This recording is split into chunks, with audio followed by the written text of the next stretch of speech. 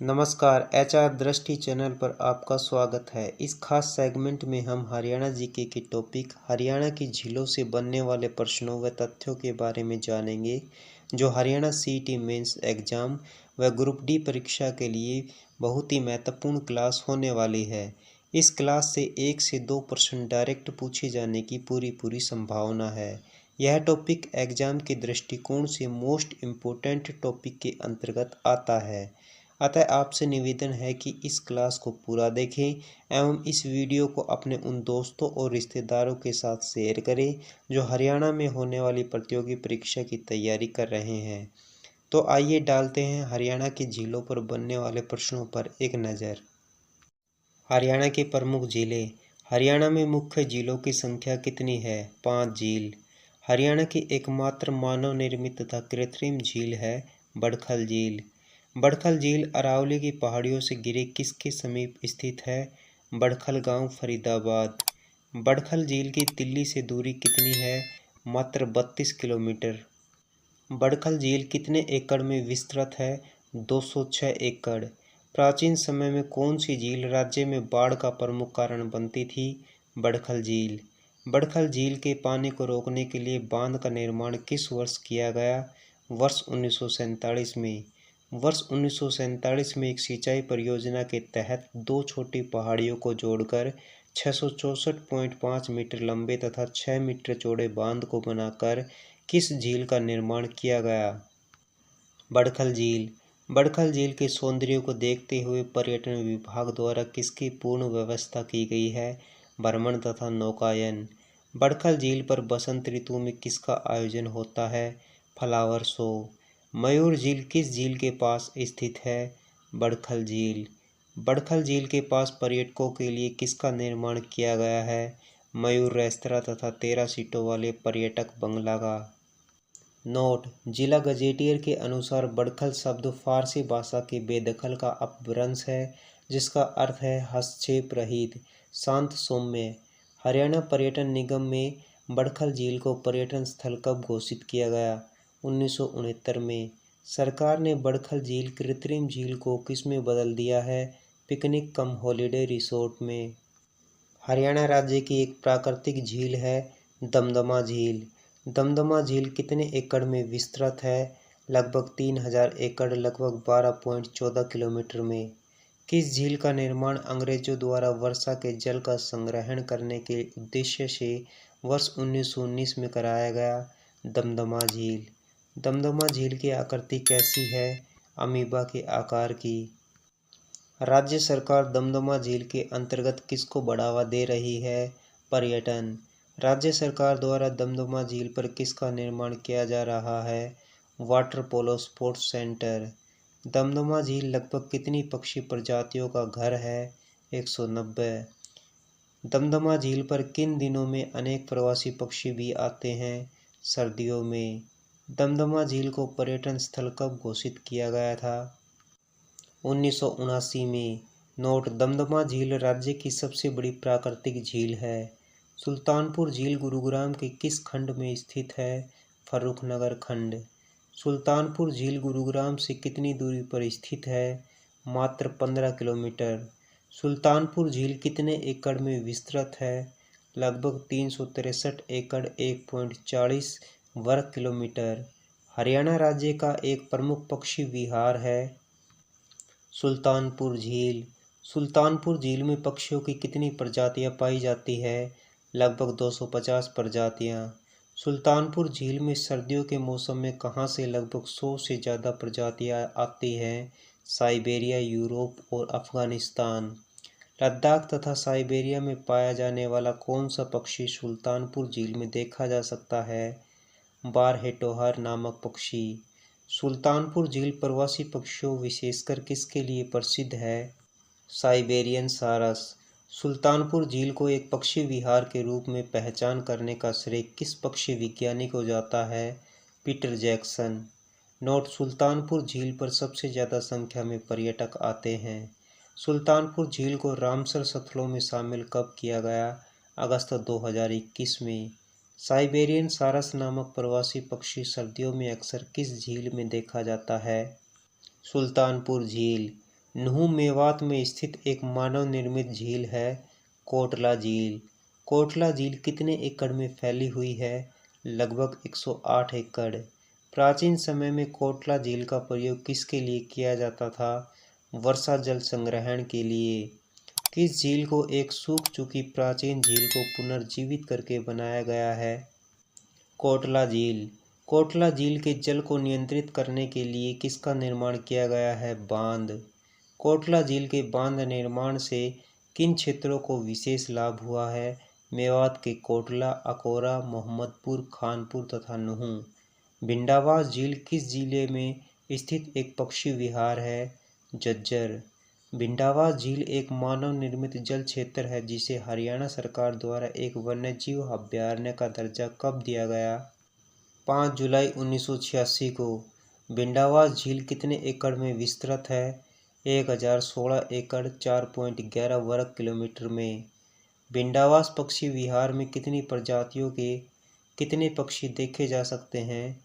लगभग 266 प्रजातियों के 30,000 पक्षी। भिंडावास झील को भारत सरकार ने कब एक पक्षी विहार के रूप में मान्यता दी? 3 जून 2009 को। नोट: भिंडावास झील हरियाणा की सबसे बड़ी आर्द्र भूमि है। भिंडावास झील को कब रामसर स्थलों की सूची में शामिल किया गया? 2021 में। किस झील को सुंदर झील तथा टापुओं वाली झील कहा जाता है? भिंडावास झील। किस झील पर पर्यटकों के लिए नाइट स्टे की सुविधा उपलब्ध है? भिंडावास झील। किसके द्वारा भिंडावास झील पर एक पुस्तक लिखी गई है? इला फाउंडेशन, पुणे, महाराष्ट्र। अगर आपने अभी तक हमारी इन 23 most important to the point biology क्लासों को नहीं देखा है तो चैनल पर जाकर जरूर देखें। ये आपके Haryana CET group C mains व ग्रुप डी परीक्षा के दृष्टिकोण से काफ़ी मददगार साबित हो सकती है। इन कक्षाओं से डायरेक्ट प्रश्न पूछे जाने की पूरी संभावना है। भिंडावास झील का निर्माण किस नहर के अतिरिक्त जल भंडारण के लिए किया गया? जवाहरलाल नेहरू नहर। झज्जर जिले में कितने एकड़ जलाक्रांत भूमि है? 16,000 एकड़। खलीलपुर झील गुरुग्राम जिले के किस खंड में स्थित है? पटौदी खंड। खलीलपुर झील किस ऋतु में जल ग्रहण करती है? वर्षा ऋतु में। खलीलपुर झील किस ऋतु में सूख जाती है? ग्रीष्म ऋतु।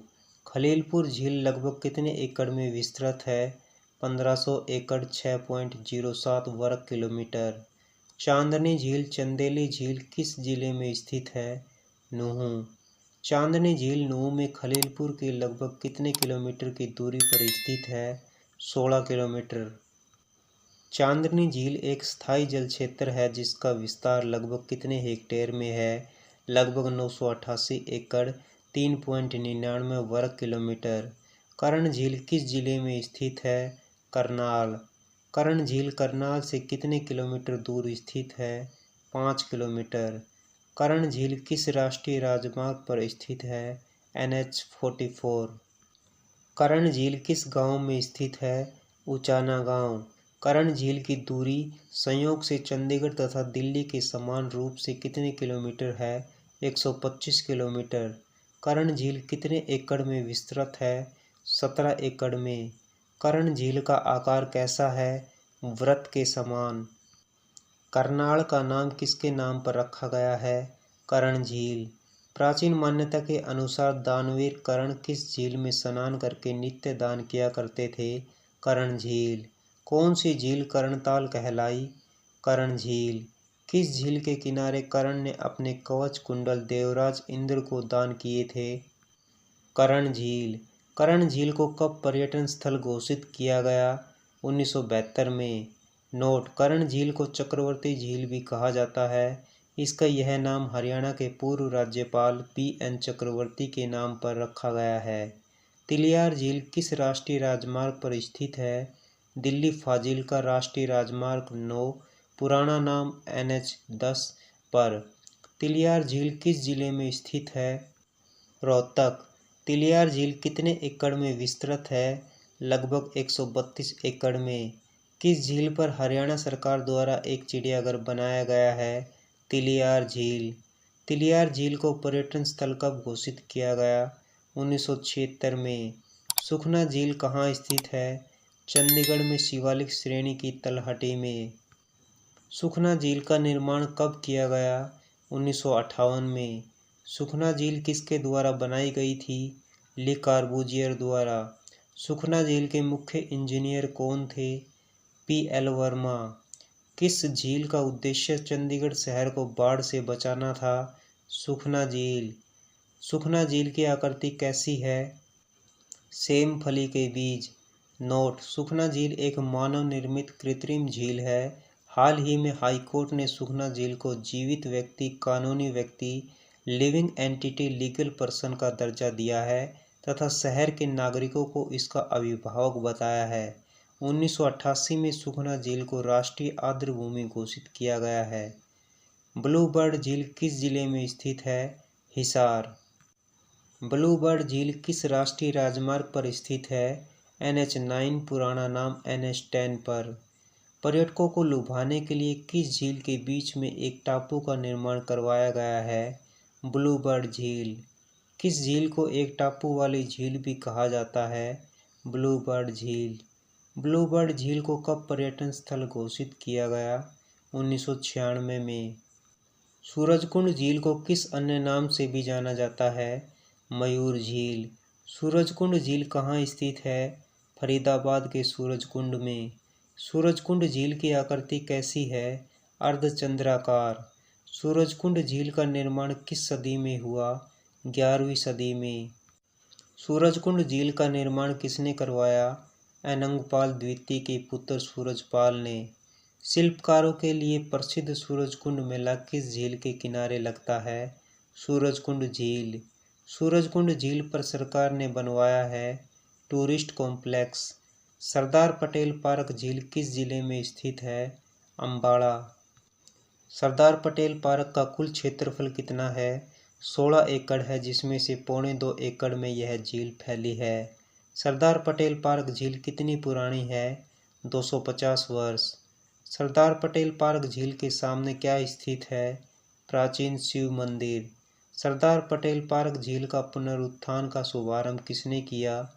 रक्षा मंत्री राजनाथ सिंह ने वर्चुअल माध्यम से अम्बाड़ा कैंट के सरदार पटेल पार्क में। अब एक नज़र डालते हैं राज्य की अन्य झीलों पर। झील और अवस्थिति।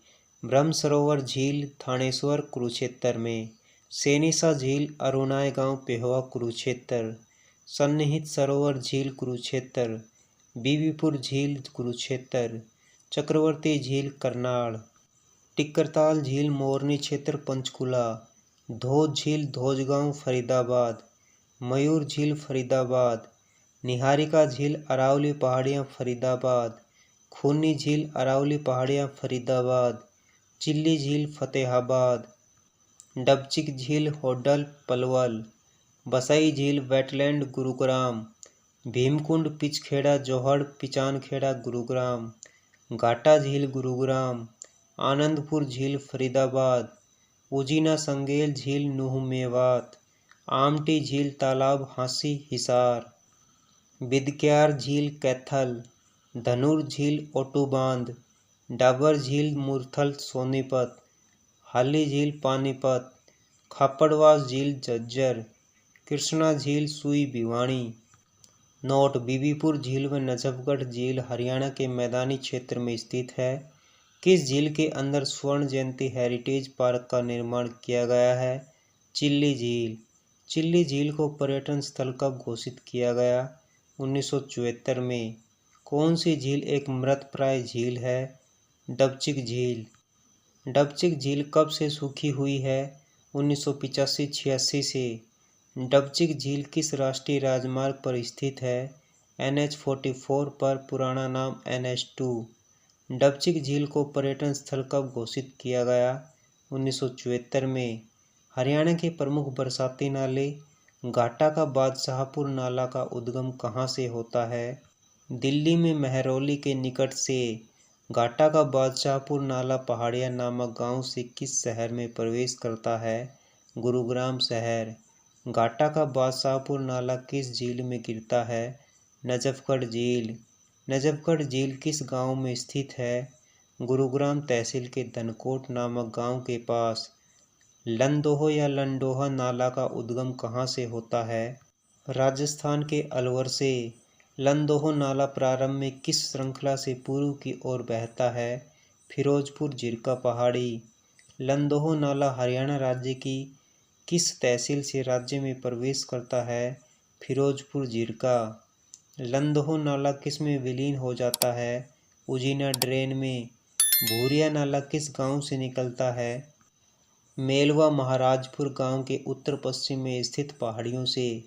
कौन सा नाला फिरोजपुर झिरका तथा नूंह तहसील की भूमिगत जल को रिचार्ज करने में से सहयोग करता है? लंदोह नाला। भूरिया या बोरिया नाला राज्य की किस तहसील से निकलता है? बल्लभगढ़ तहसील फरीदाबाद।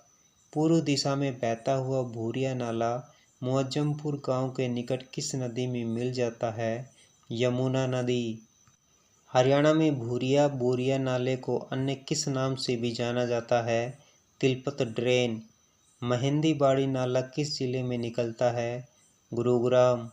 महेंदीबाड़ी नाला किस गांव के पास से निकलता है? राजका पहाड़ियों में स्थित गोसा जोहड़ नामक गांव के पास से। महेंदीबाड़ी नाला कहाँ समाहित हो जाता है? मेवात जिले की नूंह तहसील के इंडरी नामक गांव के उत्तर पूर्व में खलीलपुर नामक ताल में। हरियाणा की आर्द्रभूमियाँ। हरियाणा में कुल कितनी आर्द्रभूमियाँ हैं? 1441। हरियाणा की एक अन्य महत्वपूर्ण आर्द्रभूमि है बसई गुरुग्राम। सुखना झील चंडीगढ़ को कब राष्ट्रीय आर्द्रभूमि घोषित किया गया? 1988 में। रामसर स्थलों की सूची में शामिल हरियाणा के आर्द्रभूमियों की संख्या है 2। 25 अगस्त 2021 को शामिल। रामसर स्थलों की सूची में शामिल हरियाणा की 2 आर्द्रभूमियाँ कौन कौन सी हैं? सुल्तानपुर झील गुरुग्राम तथा भिंडावास आर्द्रभूमि झज्जर। हरियाणा की सबसे बड़ी आर्द्रभूमि है भिंडावास आर्द्रभूमि। अब देख लेते हैं एक बार इम्पोर्टेंट फैक्ट्स। एशिया का सबसे बड़ा पक्का सरोवर ब्रह्म सरोवर। भगवान ब्रह्मा को समर्पित सरोवर ब्रह्म सरोवर। अबुल फजल ने ब्रह्म सरोवर को संज्ञा दी लघु रूप महासागर। राजा कुरु द्वारा खोदा गया सरोवर ब्रह्म सरोवर। ब्रह्म सरोवर का वर्णन अल बरूनी की किस प्रसिद्ध पुस्तक में मिलता है? किताब उल हिंद। ब्रह्म सरोवर का पुनरुद्धार किसने करवाया? थानेसर के जिलाधीश सेशन जज लरकीन द्वारा 1850 में। ब्रह्म सरोवर का वर्तमान स्वरूप किसके प्रयासों से संभव हो पाया है? गुलजारी लाल नंदा। ब्रह्म सरोवर को जल आपूर्ति की जाती है नरवाना ब्रांच नहर। कुरुक्षेत्र विकास बोर्ड द्वारा 1987 में पुंडरीक तीर्थ पर किस कुंड का निर्माण करवाया गया? नाग हृदय कुंड। नागक्षेत्र सरोवर का जीर्णोद्धार किस राजा द्वारा करवाया गया? राजा गजपत सिंह जींद।